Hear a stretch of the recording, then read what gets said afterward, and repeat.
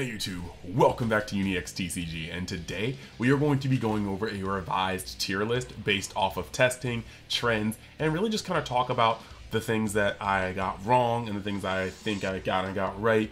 But it is going to be a great time, so I hope you guys are gonna enjoy this sort of content. That being said, let's see if we can get this bad boy over 100 likes. And if you want to support the channel, the brand, there's many ways you can do that. You can go down and maybe check out the Patreon for this card game, or if you like Dragon Ball in general, you can go over to Universe X, check out that channel. I'm doing all sorts of Dragon Ball content there, so you can kind of just find something to your liking. And as long as we're monetized by that October, yeah, I'll be giving away 2 copies of Sparking Zero to the console of your choice. So with that being said, let us start this video. Editing Chris here.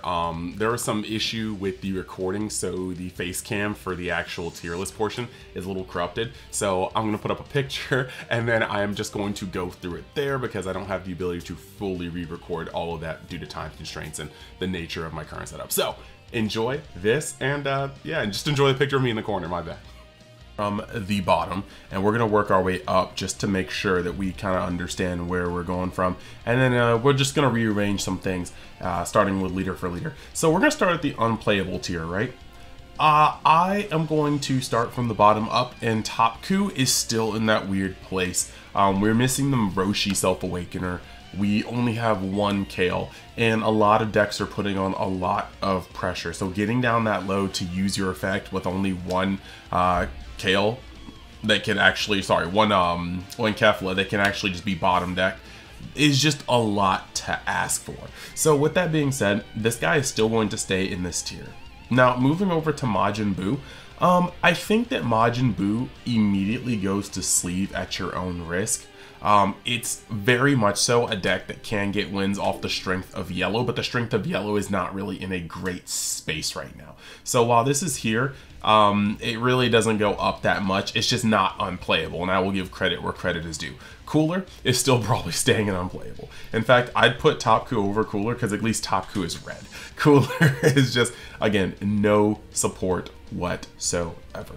Now, moving up, we have got this right here, Top Coup. I'm going to move Top Coup up to I guess, because sleeve at your own risk is a little rough to say for red. Red can always pull off some nasty plays. They have a lot of good valuable cards. Sphere of Destruction was a massive win. If you're not facing blue and sometimes even black, the Jiren SR just becomes free draws. You're just getting an extra card and then deciding whether or not you want to take damage or not. So realistically, I just put red as a whole in a stronger tier than it was before. I think Ginyu stays at sleeve at your own risk because it is a yellow deck, but it can be mised by blue right now. It can be mised by just red in general. It can be mised by green to a high degree. There's essentially, Ginyu didn't really gain anything. The Raccoon is nice, but the pieces that may have pushed yellow into a higher echelon, or so many of us thought at the beginning of the spoiler season, are not cards that naturally slot into Ginyu just because of how the leader effect works. Now Trunks, we have to take Trunks and move him up to probably the bottom of top tier fighters, because blue is just a strong color this set. Everything about them is strong. Now that they've gotten a Gohan that actually is going to bottom deck 2 things, they are going to be able to do a lot more while applying pressure. The thing about Gohan, and we're going to talk about that once we get to more of the blue decks, is simply that Gohan is a little rough to establish on certain bodies. There's a lot of 4-cost bodies that you want to remove with Extreme Prejudice, and yeah, you can't necessarily do that in certain decks because certain decks have the ability to wipe off your Vegito, and then you have to look for other ways to lower costs, such as the Hercule and the Satan City package, or the Mai in general, and that can be a little rough. So yeah, we're gonna put this at the bottom of top tier fighters, and then we're gonna move over.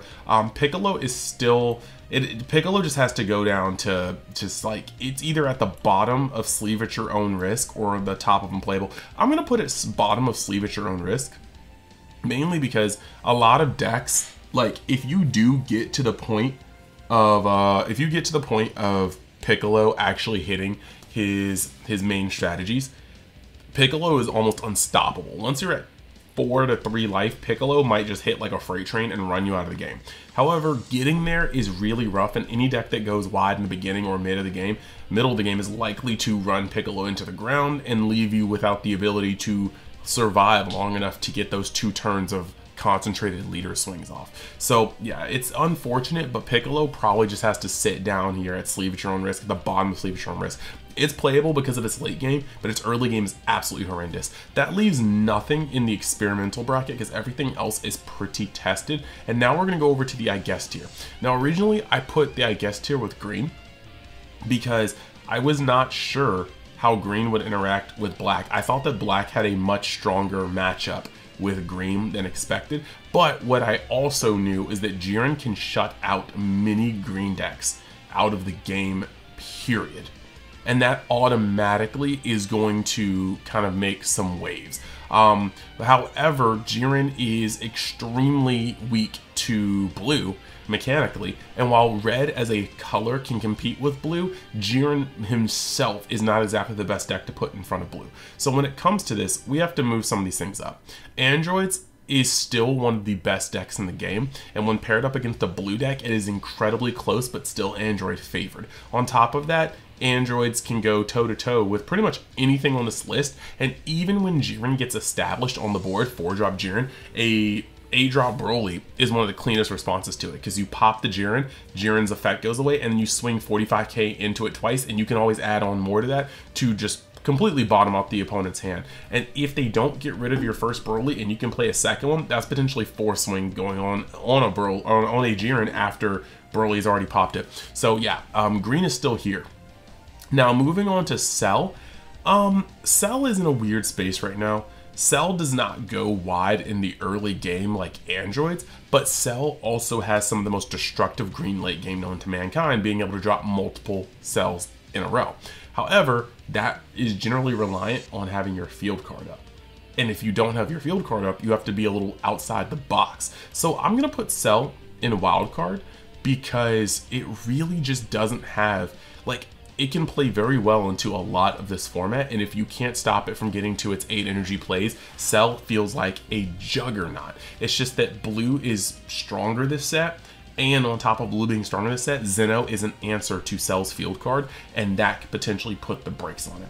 In wild card, I'm also going to put Gohan, mainly because if you've been testing Gohan, I'm gonna do a little bit of stuff on that on the Patreon probably really soon, because he's always a fan favorite for me. Gohan has the ability to be a green deck against your blue matchups. He has the ability to be a very, very strong mid to late game because he's playing like these thick double strikers. He can have a pretty good concentration of 10Ks, but he also at the same time is going to be the only green deck that can just remove Jiren with a low cost card. Most other green decks have to either attack into him, allowing him to at least use the draw effect one time, with Jiren leader, or you have to play the 7-drop Broly. However, with this Gohan, you're going to be able to play the 3-drop Goku and remove the Jiren and then continue, meaning that that auto loss almost matchup for green does not exist for Gohan, and you are still a green deck versus blue. Now granted, it still has the weaknesses of not the craziest mid game. Your mid game isn't going wide like Androids. Your mid game is playing some valuable 4 or 5 costs, such as like 5 cost Gohan or even the 6 cost Double Striker. So I'm not going to put him anywhere near as high as the Androids, but I do think he is a wild card matchup. And yeah, that pretty much leaves the I guess out of the way. So real quick, let's have a quick word from our sponsors, and then we will get right back into the video. All right, y'all, taking a quick moment to shout out the sponsors for this video. First up is Mystic TCG, a store based in Missouri that sells all sorts of TCG product, even more than what you see featured here on this page. They also buy singles, collections, and prize cards, so make sure you actually catch them out in their store in Missouri at an event, or even on their Facebook, just to be able to see the events here, but also ask them what they're up to and what they're looking for in terms of vending. You can also use the code UNIXTCG to get discounts off your pre-orders as well as orders, so make sure you get your TCG product while it's hot.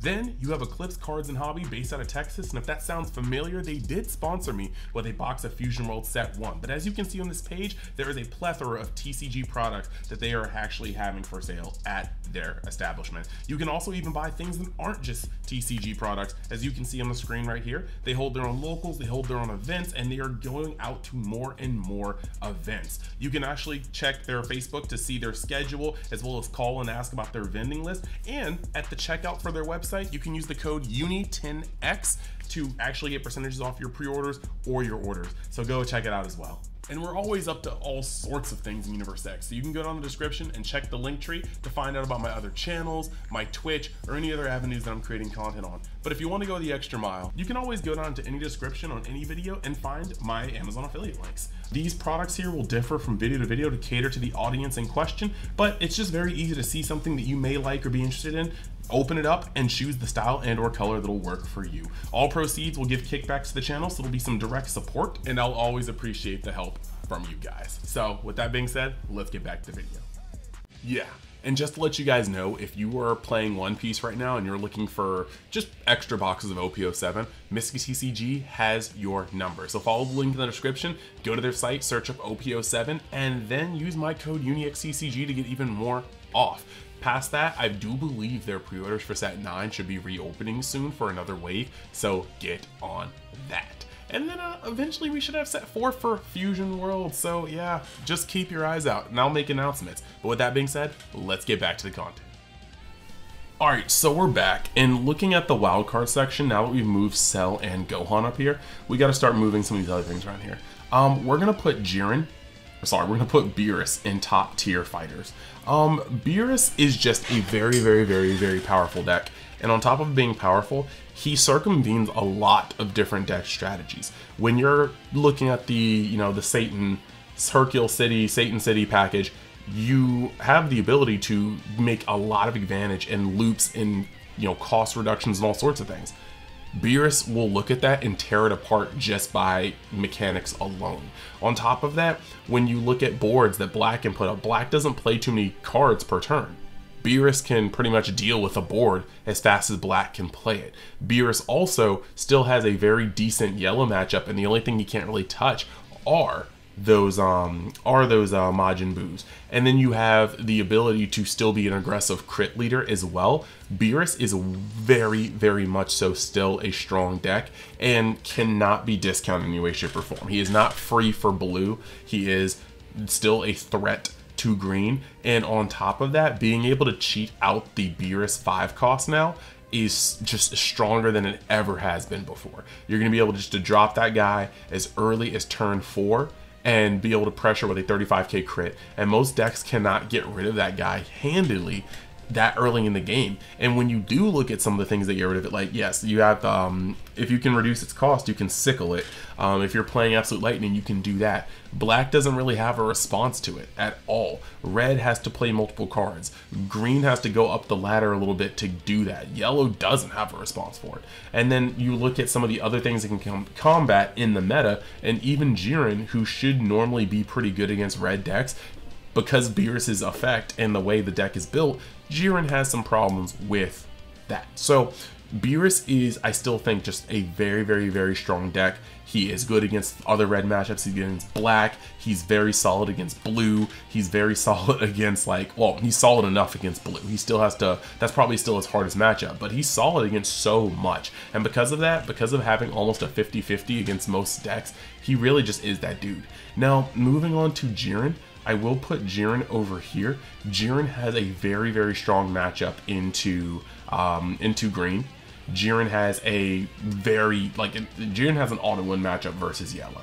Jiren also has a fairly good matchup versus Black. Like, the pan is the only real out to their strategy, and you can play more Jirens, they can play pans depending on how the game goes. And your opponent has to not only see the pan, but they have to not play it, because you will immediately smoke it to make sure it's off the field. So I do think that Jiren deserves a space in top tier fighters, as it is a very strong deck. Now, Goku Black is probably still at the top of wildcards, mainly because Goku Black is just he still is the high roll god. If you get the high roll off with Goku Black, you are very likely to just steamroll your opponent into oblivion and not give them the chance to come back as a just threat later. Like, Goku Black can still play these high intensity Goku Black after Goku Black turns, and it's just like I was talking about how, you know, Beerus is cheating out the 5-cost Beerus. When Goku Black gets on its roll, it's like it was in set 1. There are turns in between them playing their first Goku Black on a high roll and you being able to remove said Goku Black. So it's just a really, really rough in to be on. Now, when it comes to Broly, right? Broly is in my I guess tier. And the reason why I put him here is because he is a green deck, and he is going to be able to put pressure on a lot doing green things. But his top end isn't better than Cell. His middle game is not better than Android's, and his ability to deal with threats like 4-cost Jiren is not better than Gohan. However, what he does have is an extreme weakness to Sphere of Destruction, because if you are at 4 life and your opponent pauses and hits you with Sphere, that's going to take you down to 3, forcing you to awaken to 2, allowing you to be double strike pressured for the rest of the game. So I do think that Broly is still a good deck, don't get me wrong, but I think that he has a lot more weaknesses in this format, and some of his auto feed matchups, such as Go Wide Yellow, just aren't here to really become menaces. Now, moving over here, Top Tier Fighters has a lot. We are going to keep Bardock where he is. I think Bardock is very strong. However, my main takeaway from black decks right now is that they are too linear. And that's to be expected with only a starter deck as well as a singular card set. They're not going to be able to have as many options, as many strategies. But the thing is, the best thing a black deck can do is play double SS4 secret rares, like sequentially, or have an SS4 secret rare backed by a SR Bardock. And these are just too linear of a play to be considered like Budokai Tenkaichi champions. If you out their linear plays, the deck just kind of folds. If you sickle them at the wrong time, the deck folds. If you hit them with enough removal, like if you Beerus effect a secret rare Goku and then land a 5-drop Beerus, bam, the deck is gone. There's a lot of ways that you can just destroy this. A 7-cost Gohan, if you tech it in your green decks, wipes out that entire deck strategy. There are so many ways just to level the field, and then the deck does nothing around that, and that's a problem. So we're going to have to keep it here. It's in the Top Tier Fighters because it is strong. If it gets its gameplay off, you are getting mollywopped. The advantage of the SCRs is crazy. The amount of energy manipulation you have is crazy. However, it's just not going to be out here at the top. So I'm going to actually put it at the bottom of Top Tier Fighters because it's strong, but it's easily outed. Then you have this yellow Vegeta. I'm going to have to put him over at I guess. And yes, it sucks to have him here. I understand. He can still do some very nice things to green decks. He's rarely at a loss against Beerus. He's completely losing to Jiren, which is probably going to put this down here. And he's just having a lot of trouble against a lot of decks. You're probably losing to most blue decks at this point. It's just rough. The only thing you really got was the Majin Boos to help you against the matchups that you were not seeking. I do think that out of all the colors, yellow did get the support exactly where it needed it. A body that sticks and destruction. But what other colors got just does not put it in a very good space. The hate that needs to be in the format for other decks naturally just mises yellow, and that's just going to be a problem. Now, I was high on U7Q, and I want to put U7Q down here. This is a personal preference for sure, but the thing is, if we ever get a green populated format, U7Q dog walks green. Like, it's actually like disgusting how quickly it can destroy green. It even has some legs against blue if you are pressuring hard enough, like the draws. Now, the issue though is that blue U7Q just gets walled, completely walled by Jiren. Gets removed to oblivion by Beerus, and even black has enough removal between Jiru, the Gohan, the Goten if you play it. There's enough fight in black decks to pretty much put U7Q down a huge peg. So I'm going to put it in my wildcard section, but at the bottom of the wildcard section. It needs a primed format for it to go off. We're going to move SS4 Goku down here. I do at the moment like it more than Bardock. I think Bardock has a better leader swing number, but I've just been enjoying playing SS4 a lot more than Bardock. I think there could be interchangeable, but if I had to say, I'd put Bardock here because he's just more generic. You don't have to have anything on the board for his effect to work. In a vacuum, he's just a better leader than SS4 Goku. Then when it comes to Vegeta, we have to put Vegeta at the top here. I don't think anybody is going to dispute that. Vegeta is just... Blue got stronger as a whole. And as Blue got stronger as a whole, Vegeta being able to attack for 35k while being a Blue leader is just powerful in general. So I'm going to put him here. There's not really much that needs to be said about that. Bro's a house. Bro does what he needs to do. And he has aggressive pressure on his leader while still having the entire toolkit of Blue. And that makes him incredibly strong. Frieza is going to have to go down into the I guess tier. He's still probably the best yellow leader, hands down. I think Vegeta closed the gap this set, but I do think that Frieza is the best yellow leader. Unfortunately, the best yellow leader is still a mid leader right now in the current format. Going over to Zamasu, this is going to sound really weird, but I'm going to put Zamasu at the top of top tier fighters. He is a blue deck who got buffed, but whereas Vegeta has that raw 35k, Zamasu has that raw 25k body, and that gets over so many leader swings, so many normally neutral pokes. It allows him to combo differently. His Gallic Gun puts him up at 40. There's a lot of survivability that Zamasu has, and that on top of being a blue deck, which already interfaces with most of the format well, puts him in a slightly higher tier than he used to be. So I think this is where I have top tier fighters. And then once we're up at Budokai Tenkaichi Champions, I'm going to keep androids here because like I said, androids just need to not really see too many Jirens. And androids could dog walk most of this list.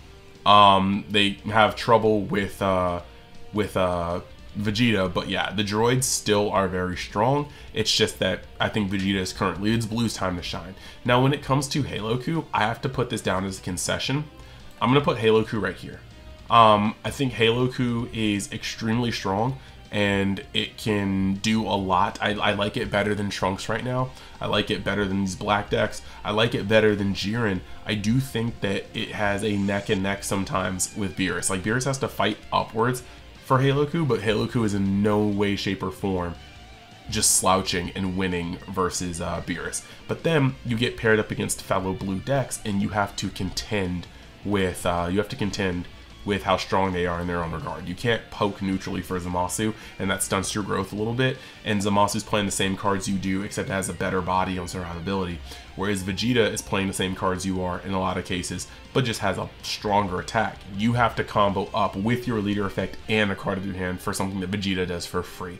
Then you have androids, and you're still losing to most green decks. Now, don't get me wrong, Haloku does really well. Haloku, Deadku, Blueku, whatever you want to call it, he does fairly well against green, but it's still not as well as it needs to be to not get blown out. So this is kind of where I would have the list. Let me know in the comments how you feel about these placements. These are pretty much done just off of not only tournament results, but the testing I've been doing this entire time, the videos I've been putting up on here and on Patreon, the deck lists I've been going over, all sorts of things. But this is my current tier list as it stands for me in set 3. And I don't think anything's really going to change, because obviously cards aren't going to be re-released, or more cards aren't being released into the pool. But I do think that things can change if the, of course, the regional meta kind of sits here, because realistically, red has a place. Red does very well against green and can hold its own versus blue.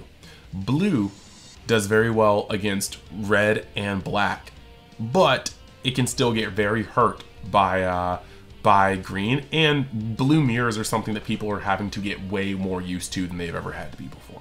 So I think that's kind of a nice little triangle. You have red into green, green into blue, blue into red, but blue is not the odd man out this time. It's actually a power in this triangle. And then outside that triangle, you have black, because the black can be any one of these decks if it's if its game plan goes well. I've had games against Jiren where I've gotten stomped. I've had games against Jiren where I was able to resolve 3 secret rares and they scoop because they simply did not have the ability to stop me swinging on them that many times.